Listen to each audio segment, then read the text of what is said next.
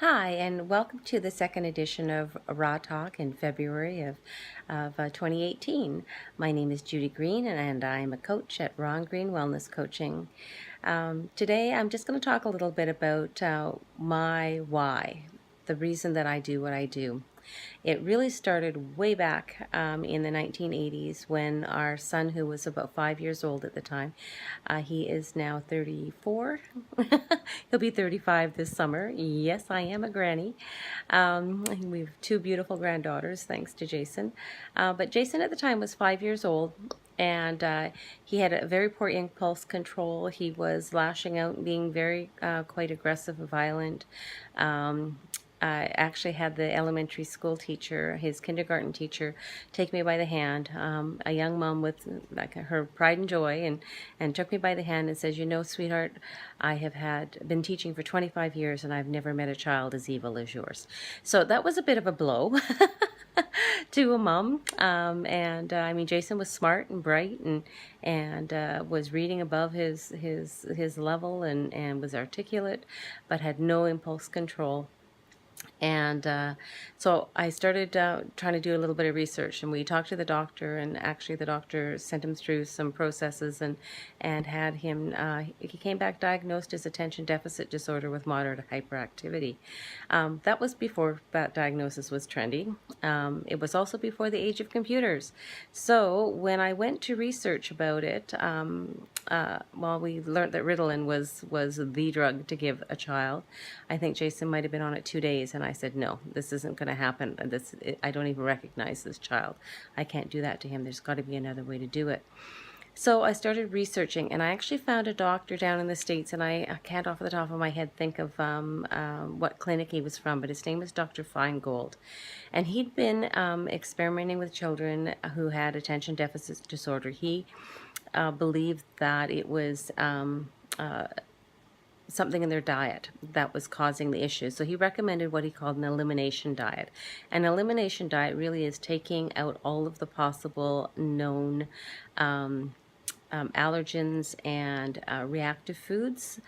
So basically you're down to eating like water and white rice almost, because dairy and eggs are very, very reactive. Anything artificial, very reactive, artificial colors and flavors. So as a mom who'd grown up on Kraft Dinner and wieners and, that sort of food, this was all new to me.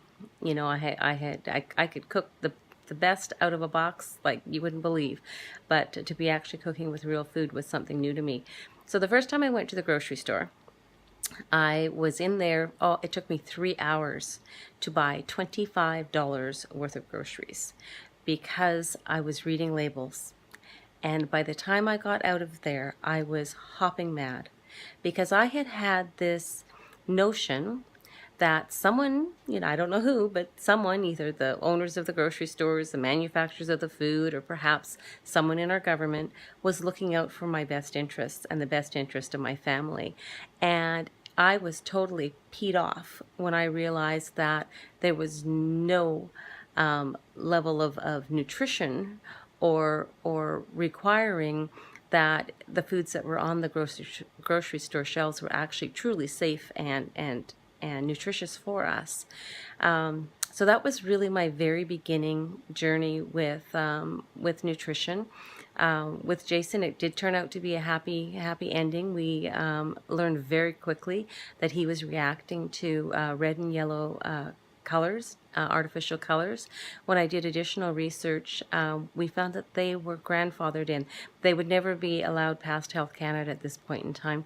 Yes, I do live in Canada. And they were grandfathered in, but they were actually coal tar derivatives. So they are dyes that are derived from the coal tar process. Certainly not something that you would think that you should be putting into you or your child's bodies. And how could we ever think that they wouldn't cause problems? So whenever he was kept off those foods, he did fabulously.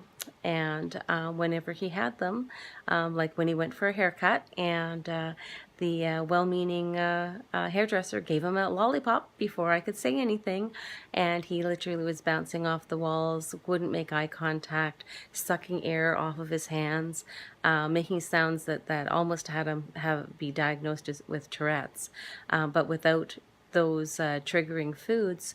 He was a normal, productive, happy, very attentive child. So really, what we put in our bodies can have such a profound effect on our mood and our ability to learn, our reaction, our ability to cope with our environment. It's just so all-encompassing, and I really encourage you to start learning for yourself what the healthier choices are for you and your family. I know it was a huge turning point for me, and it was a little tough, you know.